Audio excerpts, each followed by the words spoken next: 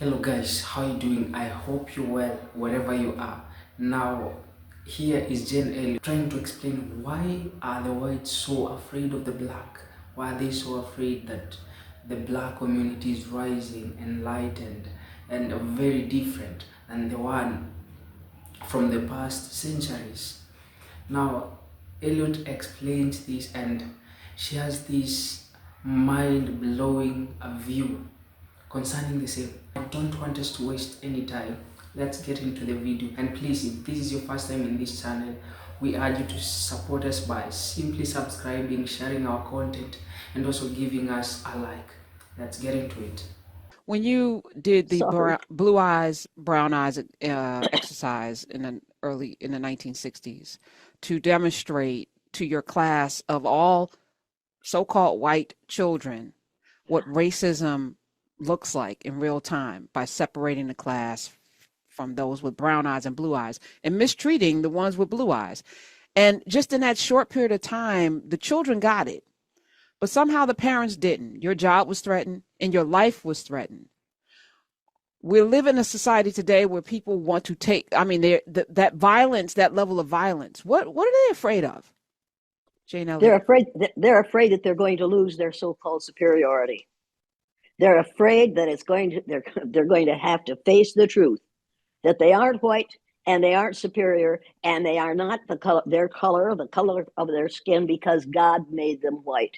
They're going to have to face the fact that all of us came originally from a country on the continent of Africa, and our ancestors, if you trace your DNA back far enough, you'll find out that your ancestors looked like you. They didn't look like me because their bodies produced a lot of melanin to protect their cells from the damaging rays of the sun. And here's what's going to solve this. As this climate change gets more and more extreme and more sunlight is allowed to enter our environment, more and more people who are this color are going to encourage their children to marry people of your color so Oh that no, their children, listen to me, no, so that their children, their grandchildren, and their grandchildren will survive in the future. People no, of I this color, disagree. I disagree with you. But this is how go crazy ahead. it is. Miss Jane Elliott, I think they would shoot the sun out of the sky before they would. I feel like they are this wedded to this ideal that they rather black out the sun and shoot it out of the sky than have to be forced to reconcile with their very genealogy. See, I don't think they're that stupid. Yes, they, I what, ma'am, you've been living longer than me. You don't think they're that stupid? Look at where we are right now. They reelected Well, this hey, person. wait. You have to remember that we elected Barack Obama twice. Did we? Yes, we did. And that can happen again because it must happen again. We must convince people that this fool is not any whiter than any of the rest of the world. He's from Africa just like everybody else does. But he got from Africa and went to his ancestors went too far north. And they forgot everything that they had learned when they lived in Africa. He is a result of a group of people who forgot what they were taught. And now, in the last 20 years, we haven't been teaching it again. We have been teaching the wrong thing because we've got people out there banning books. I have been banned on colleges and universities all over the United States because what I say upsets the apple cart here. And I'm going to continue to say it until some fool gets up the courage to shoot me. And then Oh you're going no, to have to, no, no, listen to me. no. Then you're I going to don't have to want you to be celebrate shot. Jane. Then you're going to have to celebrate Jane Elliott Day once a year. How do you think these folks will feel about that? I am guaranteed to stay alive for as long as I have to because they're afraid to kill me because no power on earth can stop a man with a dream or an idea whose time has come. I don't know who said it, but they were right. The idea of one race and one color group, shades of brown, is an idea whose time has come. And you can deny it until hell freezes over, and it will still be the truth. You and I are 30th to 50th cousins. That's a fact. I'm good with it. I've Okay? always, I've been trying to figure out how to dismantle it, but it seems like the pushback because what I've assessed is that people haven't done a lot of work on themselves. So we are in a nation of people who are not fully formed, aren't fully developed emotionally and spiritually or mentally, and this is one thing that they can wrap themselves around, particularly in the United States of America, where it's predominantly people who identify as being white. And because of the self-segregation, they also have a very narrow view of everybody else. And this feels good to them. This feels good enough to them to get out in the streets and march and vote and do and harm people and do all of the things to preserve it. And that's something that's hard to fight against, Miss Jane Elliott. I feel like it's their made up mind is hard to change. But it has to change. We have to inform people that only 15 to 18%, 15 to 18% of the human beings on the face of the earth are classified as white. And it's a misclassification because we are not white. We have been in the minority always, and we are in a smaller and smaller minority. You need to realize that. The Father Time is going to solve this whole problem, because in a very short time now, people who look like me are going to see the advantage in looking like you, because nature is going to kill them off if they don't. It's that simple. Child. Well, I thought that was going to happen in COVID, but it didn't. We're here with Jane Elliott. Jane Elliott is here. Oh my God. There was a week when people were like, Black people are immune. And I was like, finally, this makes sense. And then the flip, the opposite. I don't know what happened. But, we disproportionately are impacted by everything in this country. Wait a minute. You were here first and you will be here last. You have to realize that. There's three simple things you have to know. Without blacks, there would be no whites. Those two words are absolutely ridiculous. Without people who look like you, there would be no people who look like me. Without women, there would be no men. And without Jews, there would be no Christians. And those are the three isms that we fight all day, every day: racism, sexism, and anti-Semitism. It's ridiculous. Those three facts are facts. You can argue with them until you can skate across the surface of hell, but it won't work because those three things are true. Once we get those into our heads, then we're going to learn to appreciate one another as we are. Well, I'm not holding my breath. I'm going to forge forward to build the world that I want to live in and wait for people to either die off or figure it out. But to your point, we sit here today, Jade Elliott, I was saying that you were able to get on this technology so much easier than some folk that I know have like a third of your age. And what I'm smiling about, though, your books are being banned. The books that you like to read are being banned. With the flip of a button now, they're going to erase whole histories. And because we are scrolling on things and not forced to all have to know the same things, and facts aren't facts anymore, and people doing research on YouTube, not actually reading or cracking open a whole book and reading it, and then being in community with scholars, I fear that the next 20, 30 years, if we're not careful, will erase everything that you just said out of your mouth as fact, and it will be replaced by these people's quote unquote facts. But the way to solve that is refuse to allow them to ban books. When I was teaching, that was in the days of the communist scare, and a man came, and I was doing my student teaching, and a man came to the third grade in which I was doing my student teaching and said, we want to go through all the books in your third grade library and take out the ones that are communism, teach communism. Mrs. Grant, Hazel Grant, said, go right ahead. So they put a whole bunch of books up on the top shelf of the library and said, now don't let the children sign up those books and we'll come and get them. She said, thank you very much. And she ushered them to the door. She closed the door behind them and she said, now put those books back on the shelf and let's go to work. And that's exactly what we did.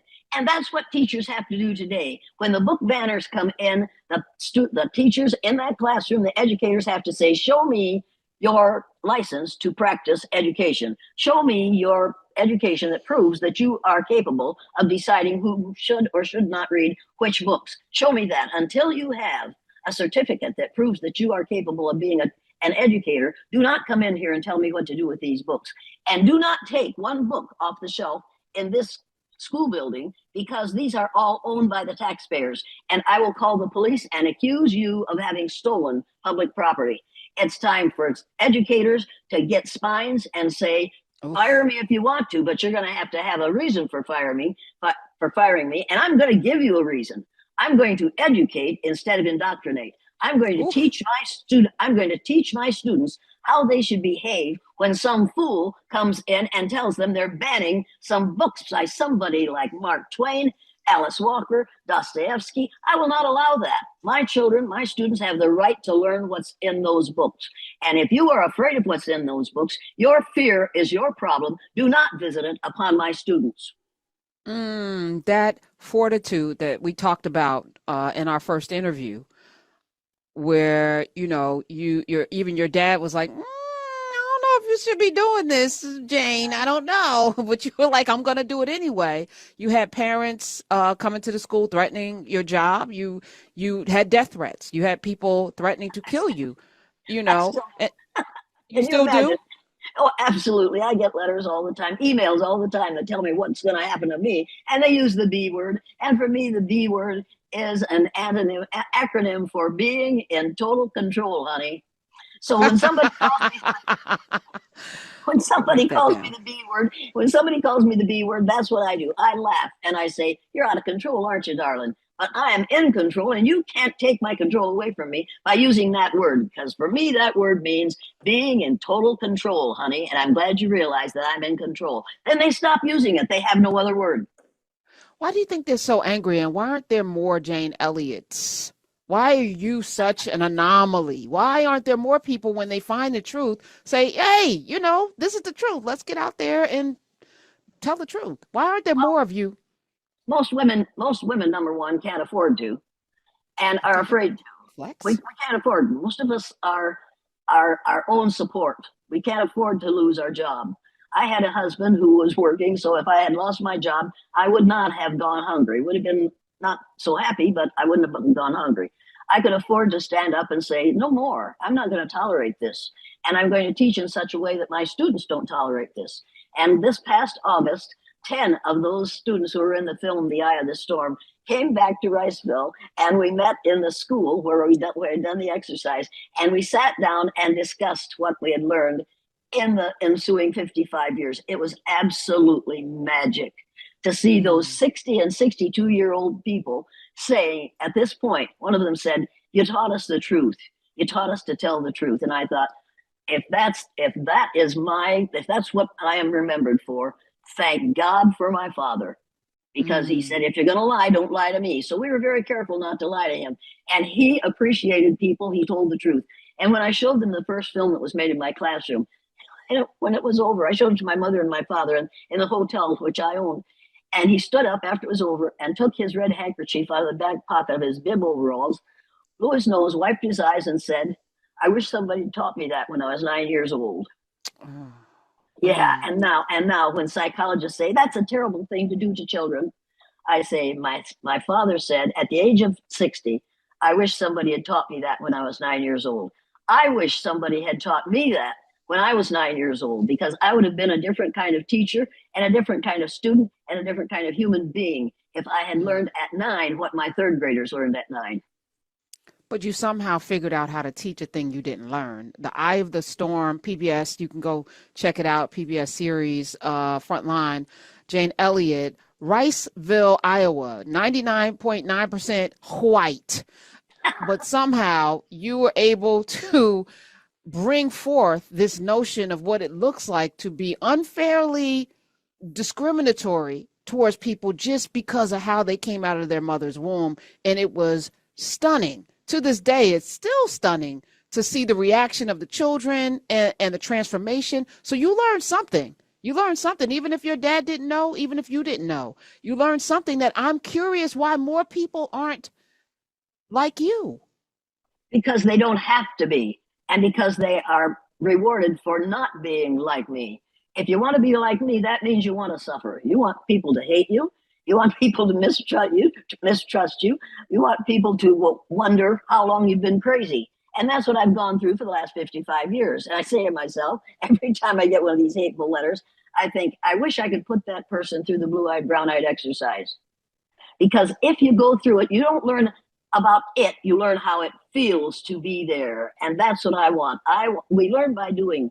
I want people to go through that experience so that they find out how it feels to be on the receiving end of that which we dish out to people of color in this country on a daily basis. I want them to feel it in their hearts and in their heads instead of just thinking about it. I want them to realize how it feels. Once they find out how it feels, they will not want that to happen to their children or their grandchildren or their great grandchildren. They will want to change the situation so that nobody has to feel less than because of somebody else's ignorance about skin color. Skin color is not the problem. self-imposed ignorance about skin color is the problem. And that is curable. You can cure your own racism. Get a book. Get the book. Oh my God. Get the book on tyranny by Timothy Snyder. Get his book on tyranny, and then get his book on freedom. It's on the ceiling, on the I see it. shelf I behind see me. it. Get I those see two, it. but get on tyranny first. It's only it will only take you an hour to read it. There are 20 lessons that we have learned in this century that we could practice to make the next century better. Get the book on tyranny and read it, and insist. And I buy 6 at a time. When I go to the bookstore, I buy 6 copies of On Tyranny, and I hand them out to people who come to my house. And I say, read this book. And they look at me like, See, oh, here we go again. And I'm thinking, no, here you came to see me. You came to listen to me. No, I'm going to give you something that you take with you in your hand, and you have to that's make a beautiful. choice as to whether or not to read it. Now, if you decide not to read it, that says you don't give a damn. If you decide to read it, you're going to say, I'm going to buy this and give it to my kids and my nieces and nephews and my aunts and uncles. Everybody needs to read Timothy Snyder's On Tyranny and his On Freedom. People, it's a matter of self-educating. You don't have to be in high school or college. You don't have to be taught by somebody else. It is up to you to take on your own learning. Yes. And On Tyranny and On Freedom will make you a different kind of person. I love it. Last time you were here, you recommended Nazis versus Gangsters versus Nazis, and I listened to it on Audible. And oh my God, we had on recently Dr. Kelly, whose book is "We Refuse," a book about resistance. But the Gangsters versus Nazis was inspiring. Inspiring. Kelly Carter Jackson was here this week. It was inspiring. Her book is inspiring, but that book was also inspiring because it shows what it looks like when people, don't allow folk to come in and do whatever they want. Right now we're seeing it, but you have to read this one. You have to Erasing read history. Erasing Okay. History by Jason Stanley. You have to read it, and you have to read it this week. Don't put it off until next week. Read it this week, because what he says is, until you've walked in somebody else's shoes, you don't realize what it is, what they're going through.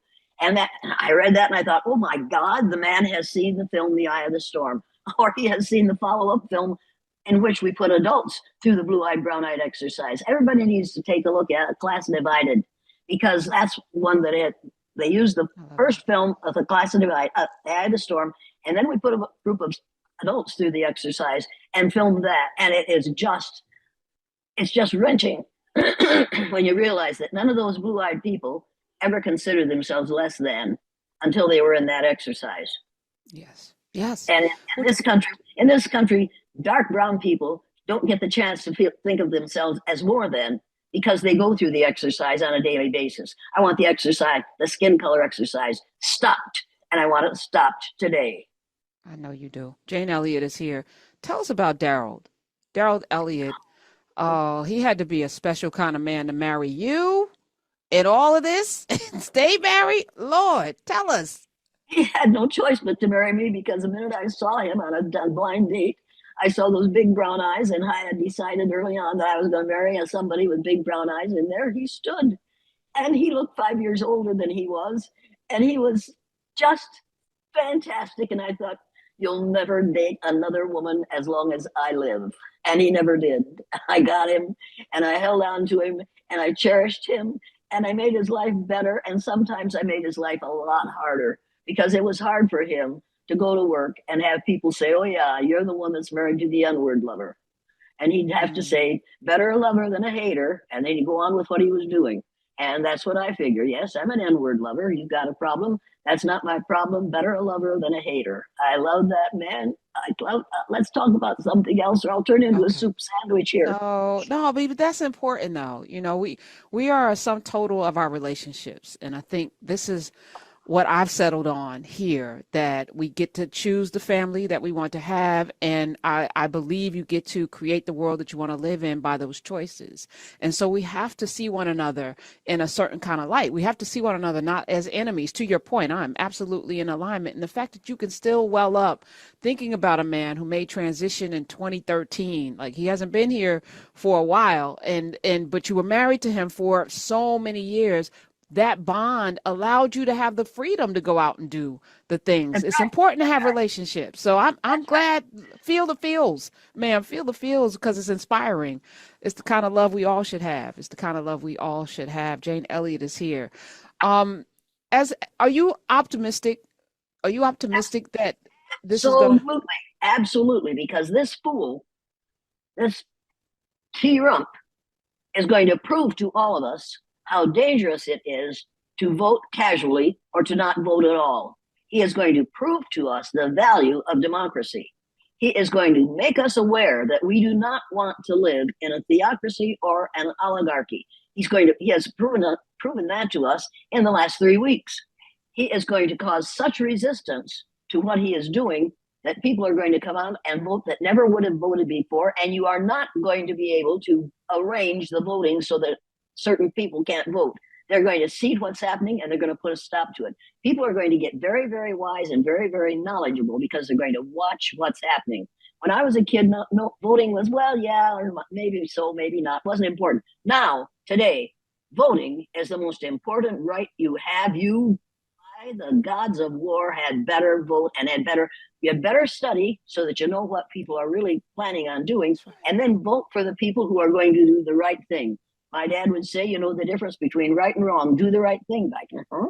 Do the right thing. Vote and Yes. vote for the right person so that we will retain this democracy.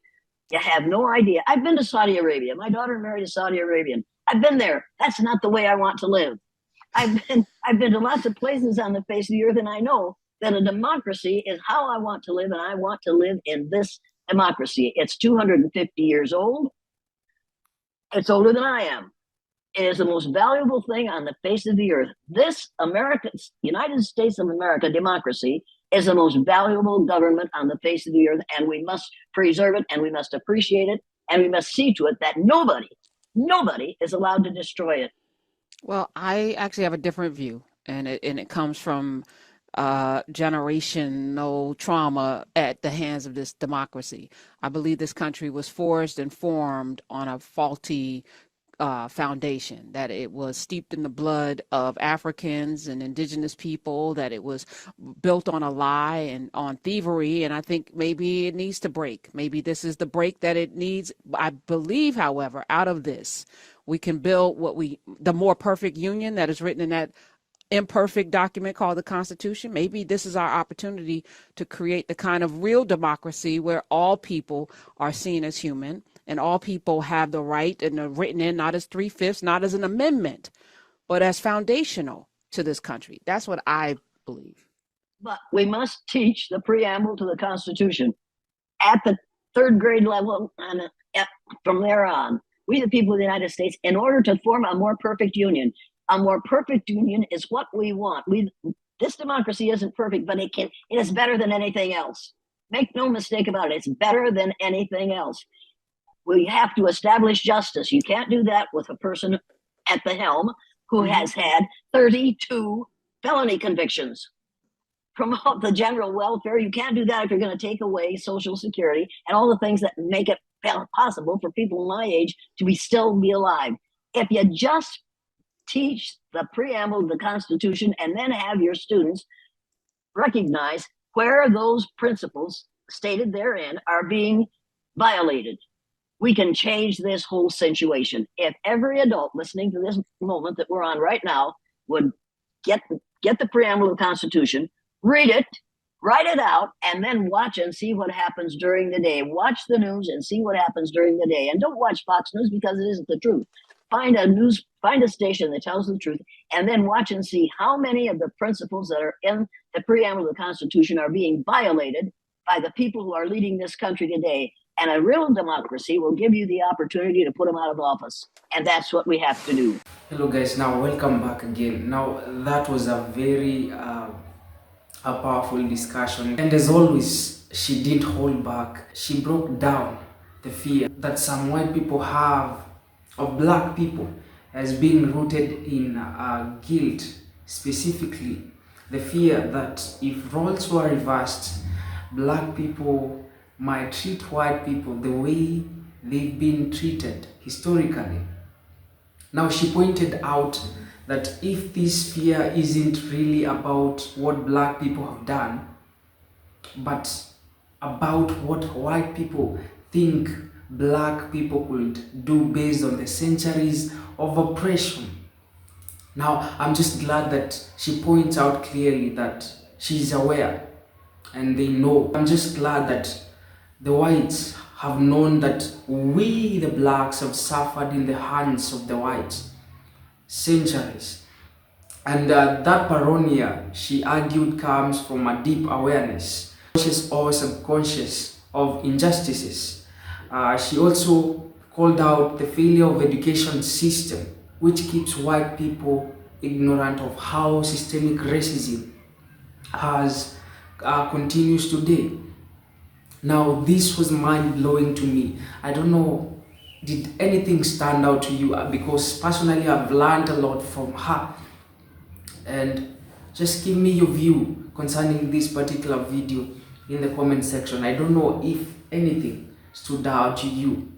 If this is your first time in this channel, we greatly appreciated your time here, and we welcome you once again. And please, you can consider supporting us by simply subscribing, ringing that notification bell, giving us a like, also sharing our content. We will greatly appreciate. Hope to see you in the next video. Goodbye.